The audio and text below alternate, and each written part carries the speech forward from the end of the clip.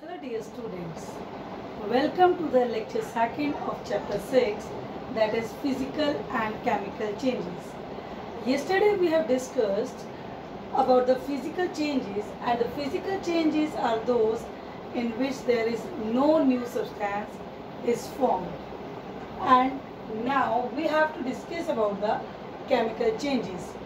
Yes, in the previous lecture we have also discussed about few of the chemical changes. For example, rust.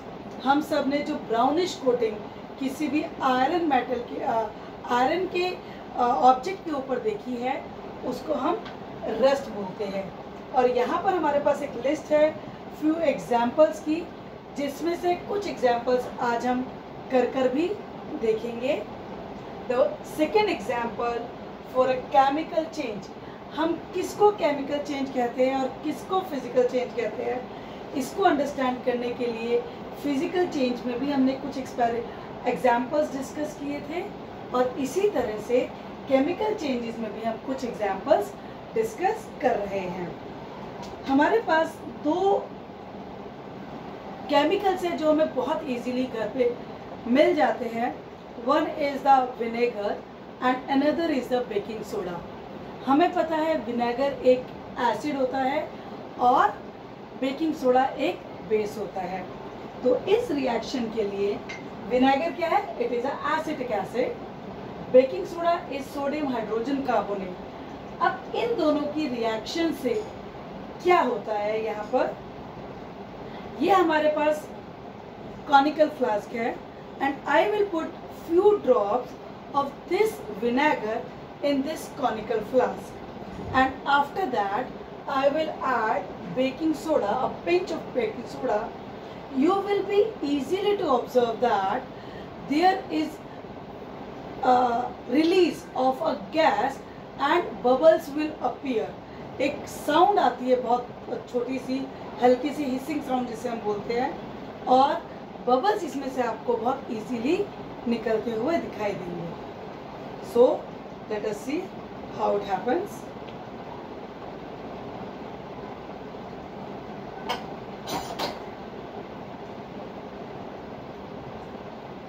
This is a small amount of vinegar.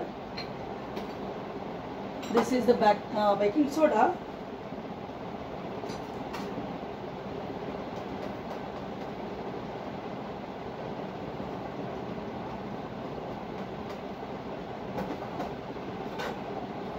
इस vinegar के अंदर हमने ये देखिए, आपको इसमें bubbles निकलते हुए दिखाई दे रहे हैं, और ये जो गैस रिलीज हो रही है, ये जो यहाँ पर गैस बन रही है, दिस इज कार्बन डाइऑक्साइड, और कुछ और सब्सटेंसेस इसमें बनते हैं। So this is a type of a chemical reaction.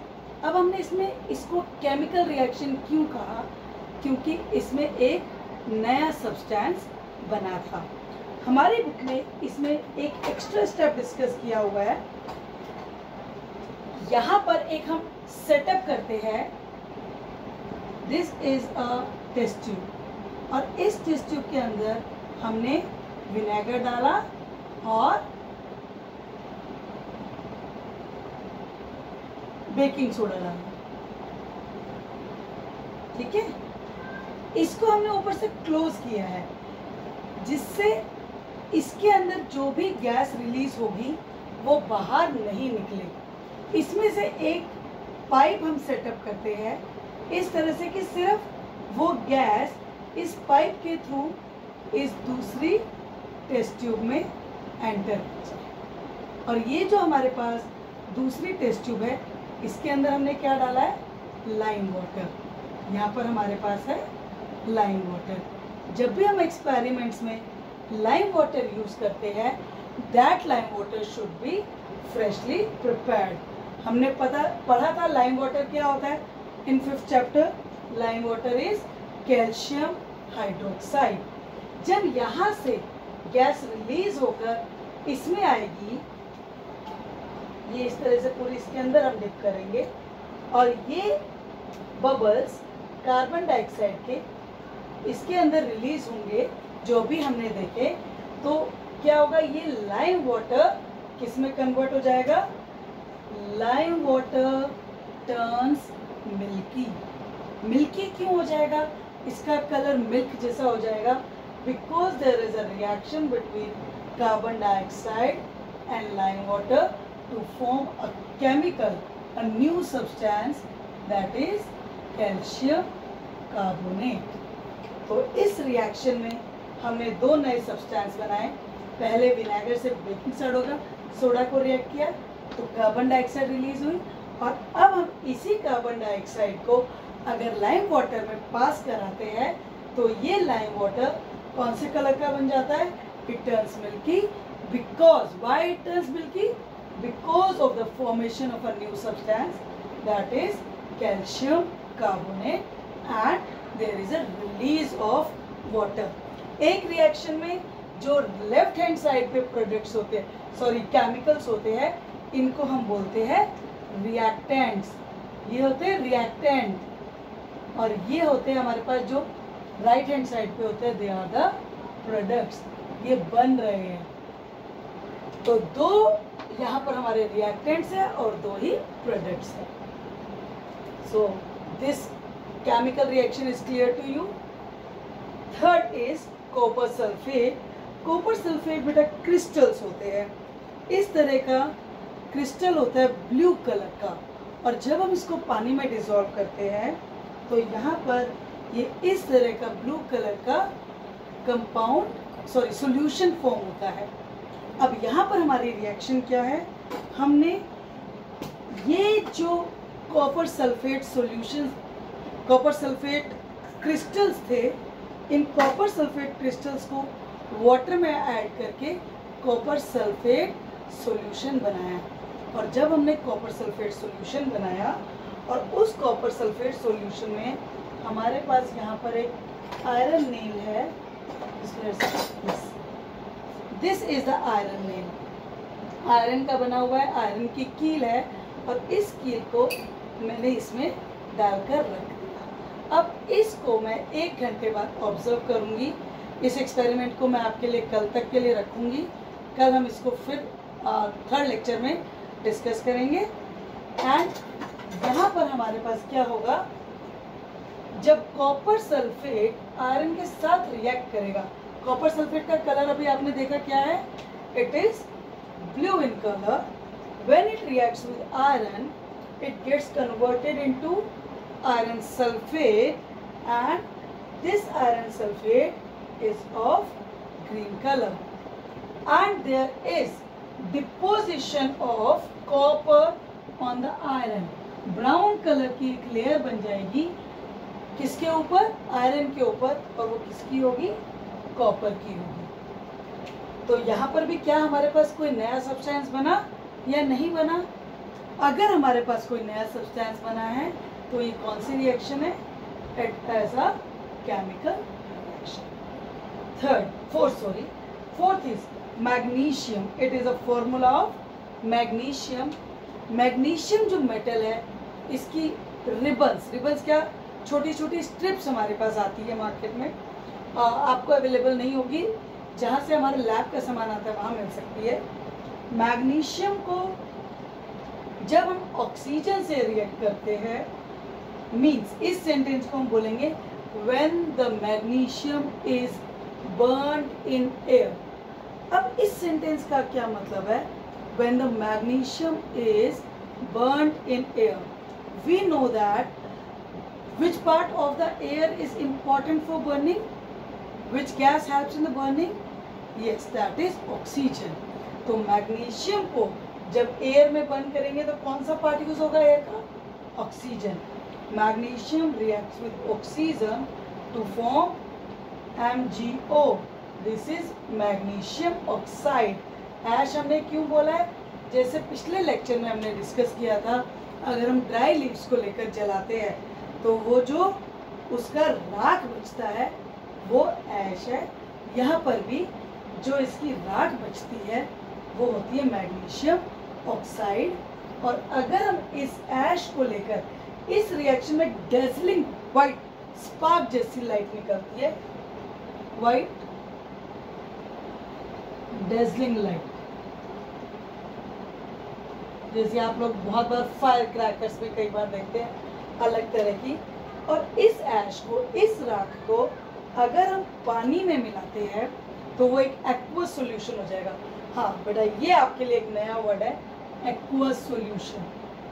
Aqueous solution, aqueous word जहां पर भी आएगा, it is water.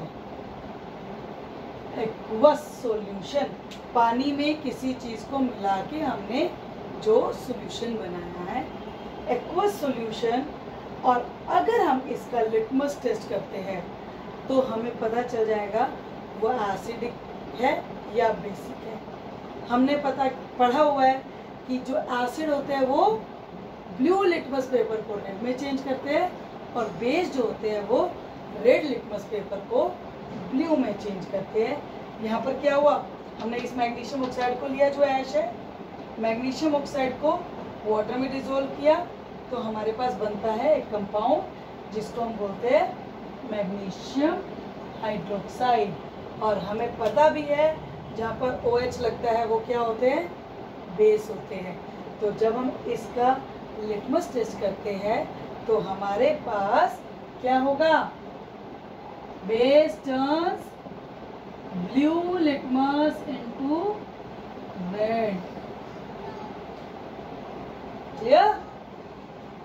And one more example which we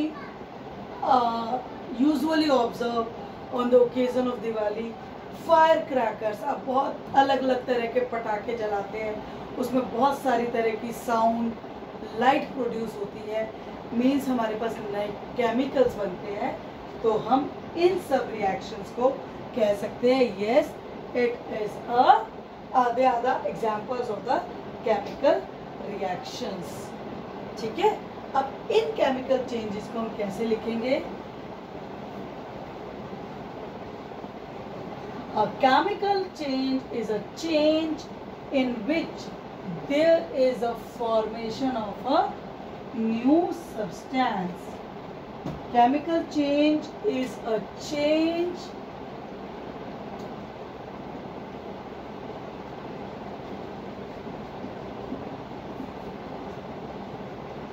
in which there is a formation of new substance। और physical change में कोई भी नया substance नहीं बनता। formation of new substance, this is important word, and these reactions are known as chemical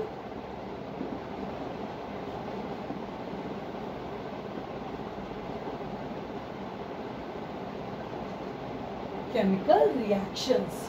और जितनी हमने केमिकल रिएक्शंस पढ़ी है उसमें जो मेन नया सब्सटेंस बन रहा है उसके साथ कई बार हो सकता है साउंड प्रोड्यूस हो, जैसे हमने विनेगर और एसिटिक एसिड में देखा, हीट रिलीज हो जैसा मैग्नीशियम में देखा। अगर मैग्नीशियम को हम एयर में बर्न करते हैं तो उसमें dazzling bright heat light produce होती है जिसमें हीट होती है। इसके अलावा यहाँ पर चेंज इन कलर भी हो सकता है। चेंज इन कलर कहाँ पढ़ा हमने? कॉपर सल्फेट की रिएक्शन में पढ़ा। कॉपर सल्फेट में क्या हुआ था? कॉपर सल्फेट को, जो ये वाला है हमारे पास, इस कॉपर सल्फेट को अगर हम रख देंगे, जैसे हमने आज रख दिया है, तो कल तक हमें ये कौन से कलर में मिल जाएगा? मतलब मिल तो हमें ये 1.5 में मिल जाएगा। अब हम इसको कल देखेंगे कि ये ग्रीन कलर का हो जाएगा। गैस रिलीज हो सकती है। गैस आपने कहाँ पढ़ी? गैस में भी रिलीज्ड, किस एग्जाम्पल में पढ़ी? ये हमने पढ़ी एसिटिक एसिड और विनेगर का, जहाँ पर रिएक्शन हो रहा है। तो केमिकल रिएक्शंस वो रिएक्शंस है जहाँ पर एक नए सब्सटेंस के साथ इनमें से कुछ रिएक्शन, मतलब कुछ और सब्सटेंस उसके साथ प्रोड्यूस हो सकते हैं और नहीं भी हो सकते। इन मोस्ट फायर क्रैकर्स उसमें साउंड भी प्रोड्यूस होती है, हीट भी होती है, चेंज इन कलर भी होता है, कुछ केसेस में गैस भी होती है। इसलिए ये सारी चीज़ें fire explosion sorry fire crackers के एक्सप्लोजन के टाइम पे होती है, और इसीलिए ये भी कहा जाता है कि they are not useful, they are not good for the environment, they causes many chemical reactions and many chemical changes. So now you can write the differences between physical and chemical changes with few of the examples. और अब आप लोगों को ये जो examples हैं इनकी reactions अच्छे से करनी है. मैग्नीशियम जब ऑक्सीजन के साथ रिएक्ट करता है तो क्या बनाता है? मैग्नीशियम ऑक्साइड बनाता है. मैग्नीशियम ऑक्साइड क्या है? It is MgO. और इस MgO को जो ऐश थी अगर हम वाटर के साथ रिएक्ट करते हैं तो क्या बन जाता है? MgOH whole twice. इसी तरह से जब हमने पढ़ा था एसिटिक एसिड और विनेगर प्लस बेकिंग सोडा का जब हम रिएक्शन कराते हैं तो क्या होता है? हमारे पास कार्बन डाइऑक्साइड का रिलीज होता है, और उसी कार्बन डाइऑक्साइड को जब हम लाइम वाटर से पास कराते हैं तो क्या बनता है? कैल्शियम कार्बोनेट बनता है. और ये कैल्शियम कार्बोनेट कौन से कलर का होता है? मिल्की होता है. तो ये सारी रिएक्शंस आपको याद करनी है. And in the next lecture we will discuss about the rust, जो पूरी रिएक्शन है रस्टिंग की, and the methodologies of the prevention of that rusting. So thank you for today and hope you will prepare with your best efforts. Thank you.